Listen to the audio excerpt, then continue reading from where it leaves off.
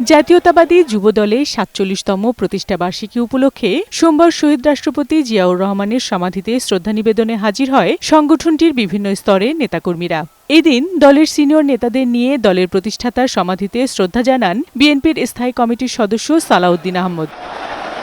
পরে সাংবাদিকদের সালাউদ্দিন আহমেদ জানান, দেশের কঠিন এ সময়ে নিজেদের মধ্যে মতপার্থক্য থাকলেও জাতীয় স্বার্থে সকলকে ঐক্যবদ্ধ থাকতে হবে। যাদের সাথে আমরা যুগপৎ আন্দোলন করেছি এবং অন্যান্য একটা বৃহৎ জোটের জন্য আমরা চিন্তা করছি, সবাইকে নিয়ে ঐক্যবদ্ধভাবে যাতে আমরা আগামীতে এই নির্বাচনী বৈতরণে পার হতে পারি।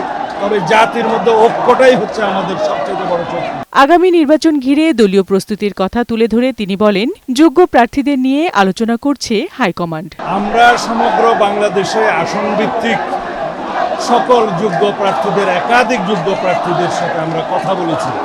এটা তারই প্রক্রিয়ার একটি অংশ। আমরা একই মেসেজ দিতে চাই যাতে আমাদের দলের ভিতরে ঐক্য থাকে।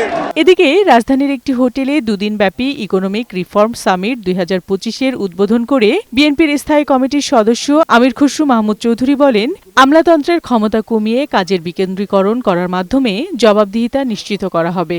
বাংলাদেশের রাজনীতিতে সাংস্কৃতিক পরিবর্তন আনতে না পারলে শত সংস্কার করেও কোনো লাভ হবে না। আমাদের মধ্যে সহনশীলতা থাকতে হবে, অন্যের সাথে দ্বিমত পোষণ করেও তার প্রতি সম্মান জানাতে হবে, তার মতের প্রতি সম্মান জানাতে হবে এবং বাংলাদেশের শান্তিপূর্ণ স্থিতিশীলতা রক্ষা করতে হবে যদি দেশকে এগিয়ে নিয়ে যেতে হয়। দুপুরে নয়াপল্টন দলের কেন্দ্রীয় কার্যালয়ের নিচে ফ্রি মেডিকেল ক্যাম্পের উদ্বোধন করে দলের স্থায়ী কমিটির সদস্য গয়েশ্বর চন্দ্র রায় বলেন, অনেক নির্যাতন সহ্য করেও দলের নেতাকর্মীরা গণতন্ত্রের জন্য কাজ করেছে।